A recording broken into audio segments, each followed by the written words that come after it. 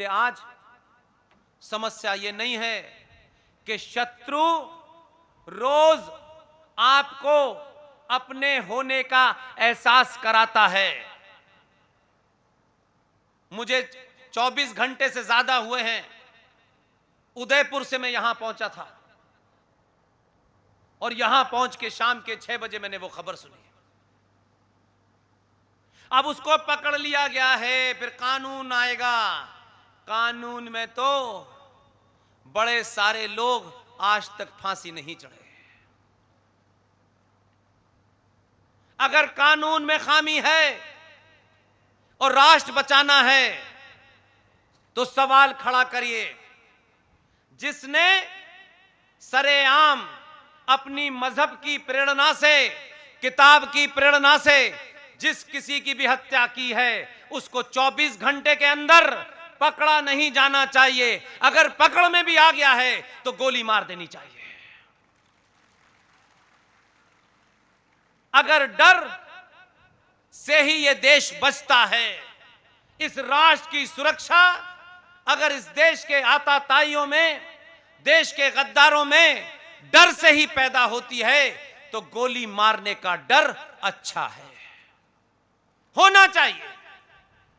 क्योंकि आप किसी जमीन के टुकड़े की लड़ाई नहीं लड़ रहे हैं, आप अनादिकाल से पुरानी एक सभ्यता को बचाने की लड़ाई लड़ रहे हैं। कोई दौर ऐसा नहीं हुआ जब सनातनी हिंदू ने शत्रु का मुकाबला करने के लिए हथियार न उठाए हो। हां, यह इतिहास है हमारा कि हमने आज तक किसी की गर्दन पे तलवार रख के नहीं कहा कि अपना मत बदल लो, नहीं गर्दन काट देंगे। लेकिन वो 1400 साल से ये कर रहे हैं और आप तो सनातनी हैं, लेकिन आपको उनका इतिहास नहीं पता। कहा गया कि उदयपुर में जिस बच्चे की हत्या की गई है, उसकी गर्दन काट के जमीन पे फेंक दी गई। उन्होंने ये बताया। जरा उनका इतिहास तो पढ़ें। आपको लगता होगा कि जो इनके मजहब में यकीन नहीं रखता उसकी गर्दन काटते हैं। यह फिलॉसफी तो मौजूद है किताब में, लेकिन वो सनातनी, वो गुजरात में हो, वो दिल्ली में हो, वो राजस्थान में हो, दुनिया के किसी कोने में हो, अगर मेरी बात उन तक जा रही है तो जरा होश में हो करके किताब को पढ़ लें। प्रॉफिट मोहम्मद साहब, जो मुसलमान 1400 साल पहले अपने प्रॉफिट मोहम्मद के सगे नहीं हुए, वो आपके सगे होंगे? ये कोई आपको लगता हो कि मार काट का मामला आज है? प्रॉफिट मोहम्मद साहब के दामाद इमाम अली की हत्या मस्जिद में मुसलमानों ने गर्दन काट के की थी। प्रॉफिट मोहम्मद साहब की बेटी अली की पत्नी फातिमा की हत्या उनके घर में आग लगा करके मार के की थी। प्रॉफिट मोहम्मद के नवासे अली के बेटे, फातिमा के बेटे हसन और हुसैन करबला के मैदान में गला रेत करके, कलमा पढ़ के, नारे तकबीर अल्लाह अकबर के करके उनकी गर्दन काटी गई थी। वहां कोई आरएसएस का रामलाल श्यामलाल नहीं गया था। इस्लाम का पहला खलीफा अबू बकर, दूसरा उमर, तीसरा उनका खलीफा, हर खलीफा की हत्या हुई। उसमें क्या हम शामिल थे? जिसकी उत्पत्ति ही कत्ल गारत से हुई हो, उनको आप भाई बना के घर में रखना चाहते हैं, तो आपसे बड़ा पागलपन का दौरा किसी को नहीं पड़ा। दुनिया ने इलाज ढूंढा, आप नहीं ढूंढना चाहते। और आप चाहते हैं कि सत्ता पे हम जिसे बैठा दें, बस वही ढूंढे। दुनिया में याद रखिएगा, सत्ताएं बहुत छोटी सी होती हैं, देश उससे थोड़ा बड़ा होता है। जो लोग सत्ताओं, संगठनों पे निर्भर रहते हैं, वो अपना पुरुषार्थ समाप्त कर देते हैं। उनको लगता है कि हमारे ऊपर होने वाले अत्याचार के बारे में सरकार की जिम्मेदारी है कि हमारे ऊपर जो हमला हुआ है उस हमले का प्रतिकार सरकार करे, कानून करे। और ये बात हमारे अपने लोगों ने हमसे झूठ बोली, साहित्यकारों ने झूठ बोली, हिंदुओं के ठेकेदारों ने झूठ बोली, और ये सिलसिला बंद नहीं हुआ।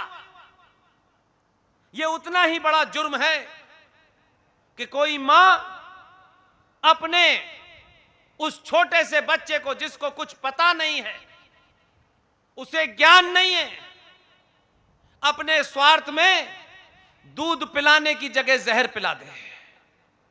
यह इतना बड़ा जघन्य अपराध हुआ है और हमारे साथ ही हुआ है। इसलिए मैंने शुरू में कहा, लालच मनुष्य के जीवन की पहली वो सीढ़ी है कि जब आप में लालच पैदा हो जाता है, मुझे कुछ मिल जाएगा, मुझे कुछ अन्याय सह के कुछ मिल जाएगा, ये लालच आपके अंदर शत्रु बोध समाप्त करती है। ये लालच आपके अंदर उस चीज को प्राप्त करने की लालसा में कायरता पैदा करता है, और एक कायर समाज अपनी उस तथाकथित मनोकामना को पूरा करने के लिए समझौतावादी हो जाता है। और समझौता करने वाले लोग शत्रु के साथ लड़ते नहीं हैं, रास्ता ढूंढते हैं कि इस शत्रु से बचने के लिए कौन सा रास्ता किया जाए। कुछ लोग अपनी बेटियों की शादी करके वो रास्ता ढूंढ रहे हैं, कुछ लोग उसका प्रतिकार कर रहे हैं। यह युद्ध तलवार से लड़े जाने वाला नहीं है। सनातनी हिंदू बौद्धिक रूप से उसको अपंग बनाया गया है।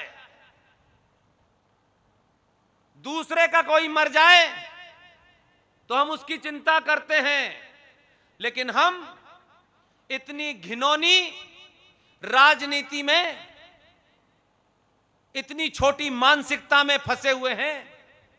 शर्मा जी के घर में आग लगेगी तो वर्मा जी क्यों जाएंगे?